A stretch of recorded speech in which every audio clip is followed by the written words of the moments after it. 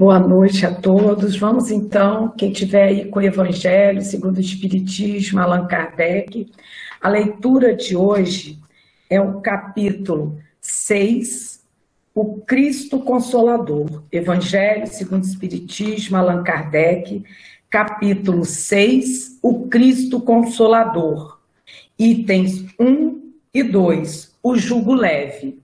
Vinde a mim, todos vós que estáis aflitos e sobrecarregados, que eu vos aliviarei. Tomai sobre vós o meu jugo e aprendei comigo, que sou brando e humilde de coração, e achareis repouso para vossas almas. Pois é suave o meu jugo e leve o meu fardo. São Mateus, capítulo 11, versículos 28 a 30. Todos os sofrimentos, misérias, decepções, dores físicas, perda de seres amados, encontram consolação em a fé no futuro, em a confiança na justiça de Deus, que o Cristo veio ensinar aos homens. Sobre aquele que, ao contrário, nada espere após esta vida, ou que simplesmente duvida, as aflições caem com todo o seu peso, e nenhuma esperança lhe mitiga o amargor. Foi isso que levou Jesus a dizer: vinde a mim, todos vós que estáis fatigados, que eu vos aliviarei. Entretanto, faz depender de uma condição a sua assistência e a felicidade que promete aos aflitos. Essa condição está na lei por ele ensinada. Seu jugo é a observância dessa lei. Esse jugo é leve e a lei é suave, pois que apenas impõe como dever o amor e a caridade. Bom, hoje nós estamos chegando no nosso 15º culto virtual do Evangelho. Nós não tivemos no dia 8 de abril. Então, nós começamos no dia 1º, hoje é o nosso 15º culto virtual. Então, aqui a nossa gratidão a Jesus, a Maria de Nazaré, essa Mãe Santíssima, e toda a equipe espiritual da Casa da Prece, e que esses bons feitores permaneçam conosco, em nome de Deus, nos encontros que ainda teremos nesse canal virtual. Bom, que todo o planeta Terra está passando por uma grande crise na área de saúde, todos nós já sabemos, pois nós estamos vivenciando essa crise. Mas também que poderá haver, após a pandemia da saúde, haver uma grande crise econômica mundial. Também estamos todos nós cientes desta possibilidade. Já podemos começar a orar, pedindo a Deus para que seja de forma suave. Mas sabemos, estamos cientes de mais essa crise que provavelmente todo o planeta irá enfrentar. Mas como nós temos conversado ao longo desses 14, hoje 15º encontro do culto do Evangelho, nós sabemos que, primeiro, nós não estamos sozinhos, nós não estamos abandonados, nós somos filhos queridos, amados, e cada um de nós é único perante o seu Criador, que é Deus, nosso Pai maior. E nada é por acaso. Como disse Einstein, o grande físico, Deus não joga dados com a natureza. Ou seja, até a ciência já concluiu que nada é por acaso. Tudo tem uma razão de ser. Também já temos conversado bastante sobre isso. Mas se nós agora fizermos uma reflexão sobre tempos de crise, nós, em tempos de crise, essas crises podem ser globais, como é o caso de uma pandemia, afeta toda a humanidade, pode ser locais, só de uma certa região circunscrita do planeta, ou também uma crise de fórum íntimo. Mas aí nós vemos que em toda crise, independente se é de fórum íntimo, se é global, se é local, e o tipo de crise, em toda crise, 3 coisas são certas. Primeiro, elas têm uma data para acabar. Segundo, toda crise, independente do tipo, forma da crise, nos dão novas oportunidades, geram, propiciam novas oportunidades a todos que estão passando pela crise. Terceiro, a crise sempre propicia ensinamentos que devemos levar quando a crise acaba para a nossa vida. Então, data para acabar, novas oportunidades e ensinamentos para a nossa vida. Vamos analisar uma data para acabar. Quem de nós aqui já não passou por uma crise, por exemplo, física, uma doença, uma sinusite, dor de dente, gripe, coluna, ai, dói aqui, dói ali, né? E quando estava no ápice daquela crise aguda da nossa saúde, teve momentos que a gente achou que não ia acabar nunca. A gente falava, meu Deus, não vai acabar nunca. Aí, o nosso querido professor Clóvis Tavares, lá no final da década de 70, sempre dizia para a gente, minha filha, nunca diga nunca. Né? Por quê? Porque existe a lei da mudança, tudo muda, menos a lei da mudança. Então, a gente achou que não ia ter fim. Aquela crise que a gente teve da saúde do corpo físico. Essa crise também pode ter sido sentimental. Entrei no turbulinho sentimental e achei que nunca fosse acabar. Ou uma crise de cunho psicológico, espiritual, econômico, etc. Foi assim também com as crises sociais que a humanidade da Terra enfrentou. Por exemplo, podemos aqui citar dentre tantas outras, mas grandes crises, convulsões sociais. A época chamada pela história de Idade das Trevas, o período da Idade das Trevas. Gente, o dito período chamado período das trevas durou 1000 anos.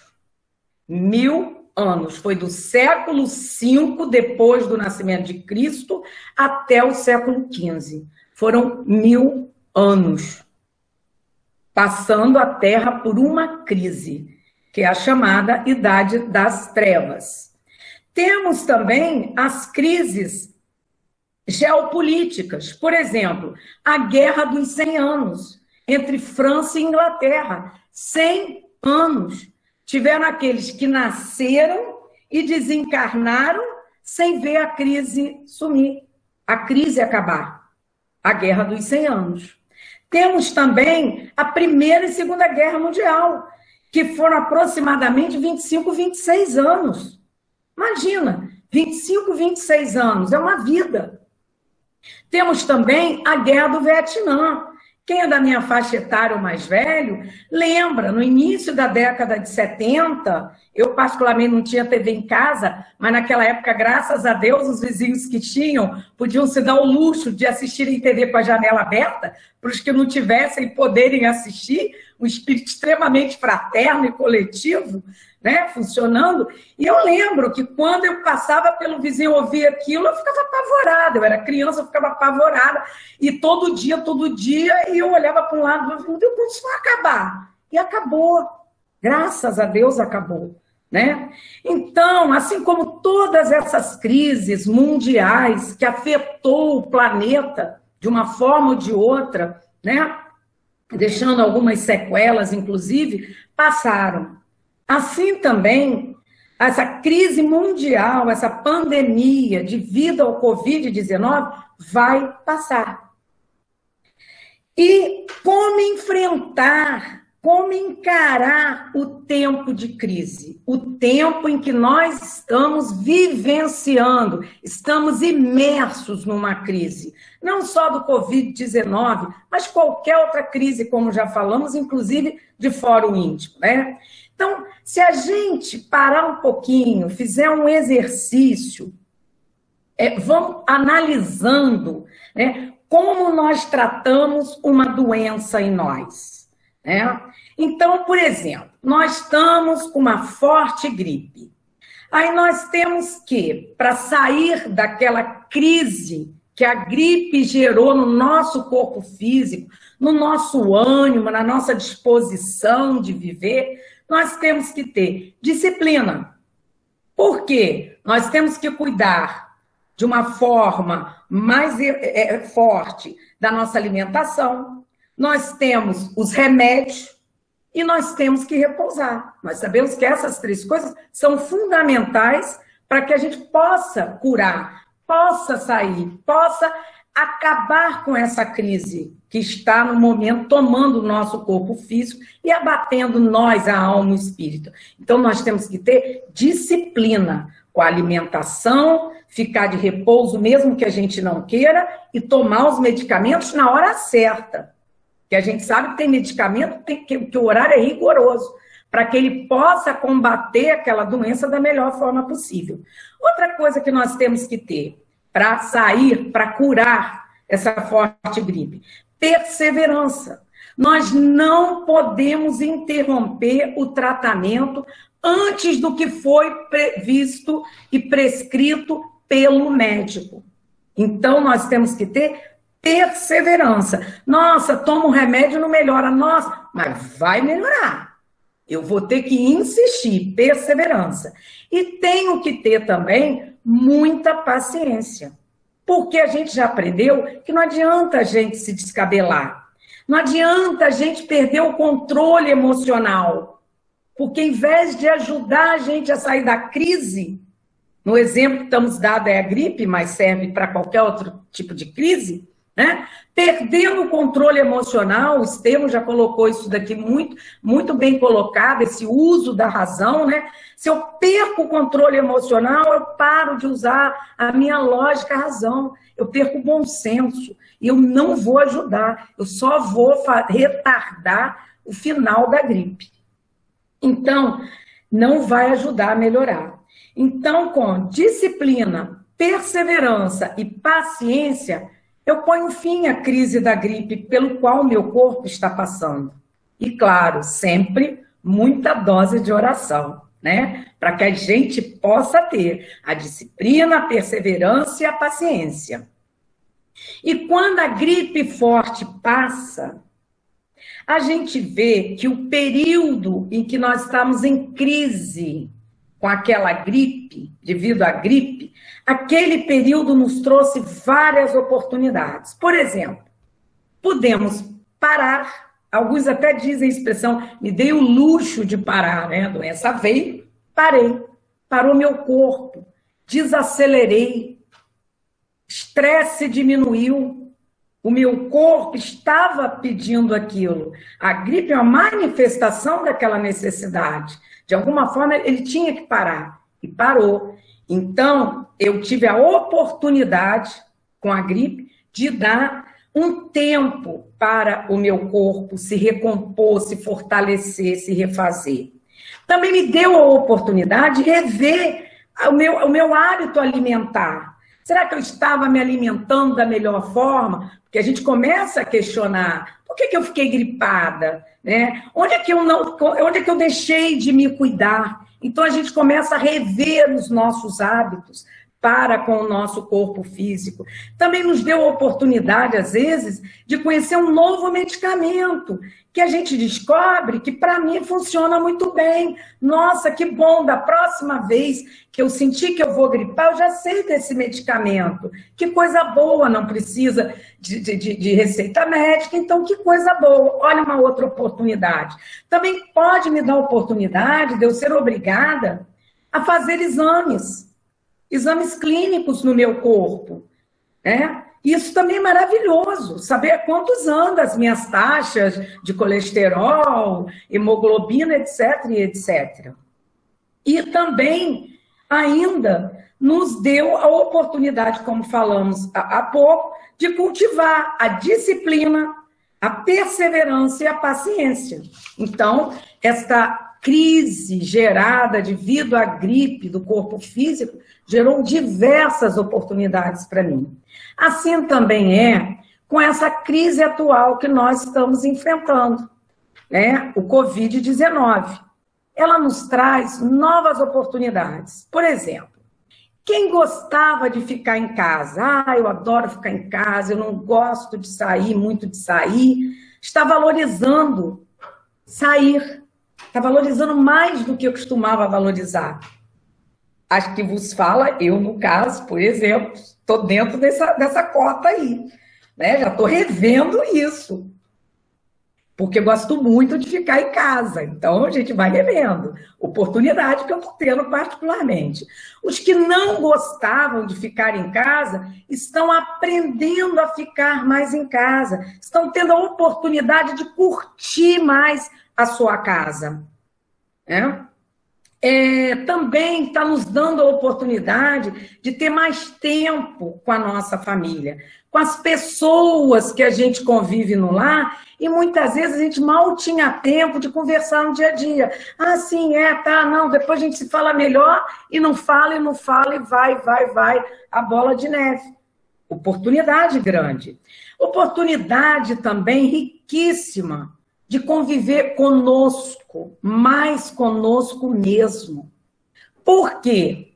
Porque nós estamos tendo a oportunidade de não ter tantas coisas para distrair a nossa atenção. Ah, não, eu vou a pé para o trabalho, no caminho do metrô, ou enquanto eu estou no ônibus eu estou pensando, mas pensa você caminhando para o metrô, pensa você no ônibus, pensa você indo a pé para o trabalho. Quantas coisas chamando a nossa atenção que faz com que distraia a nossa mente e tira um pouco a oportunidade da gente se conhecer melhor. É uma parada, um break, parou, deu uma parada, para que a gente possa se voltar um pouco mais para a gente, porque está tudo mais silencioso. Né? As ruas estão mais silenciosas. Quem mora em apartamentos, os prédios, os edifícios estão mais silenciosos. Nós estamos mergulhados em casa, mesmo aqueles que estão fazendo trabalho online. Então, estamos tendo menos coisas para distrair a nossa atenção. Então, isso faz com que a gente fique mais reflexivo, se observe mais, converse mais conosco mesmos, mesmo aqueles que estão trabalhando, que são serviços essenciais. Por quê? Porque quando vai e volta do seu serviço essencial, há menos coisa na rua para distrair a sua atenção. Então, olha que oportunidade rica, né? Também estamos tendo a oportunidade de cultivar, de fortalecer o nosso autocontrole, né? Para que a gente não desequilibre, não surte, para que a gente se mantenha no nível mínimo de estabilidade emocional tão necessária. Todos nós estamos cientes disso nesse momento. Também estamos tendo a oportunidade de pensar mais na coletividade. Muitas vezes não é porque a gente quer, não, mas nós estamos sendo levados a pensar mais na coletividade, mesmo quando contraria os meus interesses. Por exemplo, não gosto de lavar louças, mas estou tendo que lavar louça. Está contrariando. Mas eu sei que para a coletividade com a qual eu resido, eu tenho que lavar a louça. Ah, mas eu lavo, mas não gosto, porque eu comia fora. Agora você está almoçando em casa, por exemplo, né? A grande maioria de nós, que não está com trabalho fora da casa. Outro exemplo, eu estou fora do grupo de risco, eu não tenho comorbidade, eu estou na faixa etária que não está dentro da alta taxa de mortalidade ou de infecção do vírus, então eu posso sair à vontade. Não. Não, porque eu sei que eu posso não estar manifestando os sintomas, mas eu posso estar infectada sim. E aí eu posso propagar para outros. Então, está fazendo eu repensar na minha responsabilidade perante a coletividade. Isso é muito importante, para que a gente construa cada vez mais uma sociedade que visa o bem comum. Isso é fundamental. Também está me propiciando repensar o meu estilo de vida, né? Até então eu vinha com estilo de vida, mas eu estou percebendo que existem outros estilos de vida que eu posso adotar para mim, incluindo alimentação e N outras coisas. E também repensar o meu objetivo de vida. Já que no início da pandemia, quando eram muito raríssimos casos ainda, e cada caso a gente tomava conhecimento, toda a sociedade, e a gente via casos, né, dos familiares dizendo, nossa, ele ou ela estava aqui há 3 dias atrás conosco, e hoje estava ótimo, estava saudável, estava trabalhando, e de repente se foi, estava produzindo, e de repente se foi. Então isso faz a gente repensar no nosso objetivo de vida. Será que o que eu estou buscando, ou estava até então, era o melhor para mim? Era. Tem alguma coisa, alguma mudança que eu posso inserir? Tem. Ou não. Também está nos dando a oportunidade, como a gente citou, reforçou acima, inclusive, de cultivar mais essa disciplina. Porque hoje nós não estamos podendo fazer a caminhada, ir para uma academia, né?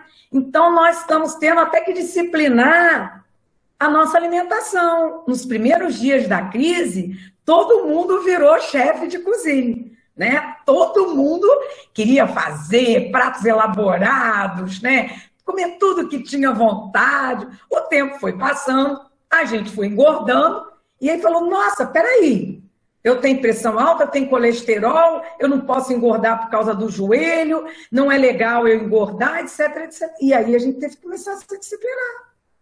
Então, nós temos que nos disciplinar, né? A questão da gente cultivar mais a paciência. Nós já estamos isolados, né, socialmente, pelo menos aqui no Brasil, há mais de 60 dias. Requer muita paciência de nossa parte. E também muita perseverança. Para, como diz o ditado, a gente não deixar a peteca cair. A gente continuar firme, forte, com bom ânimo, entusiasmo, ou seja, alegria cristã de viver. E também nos deu a oportunidade de nós nos familiarizarmos, aqueles que não estavam e aqueles que já estavam familiarizados, treinar mais ainda, com o uso da internet, como é o caso aqui. Todos nós, quem já sabia, ótimo, quem não sabia, aprendeu a usar o Google Meet.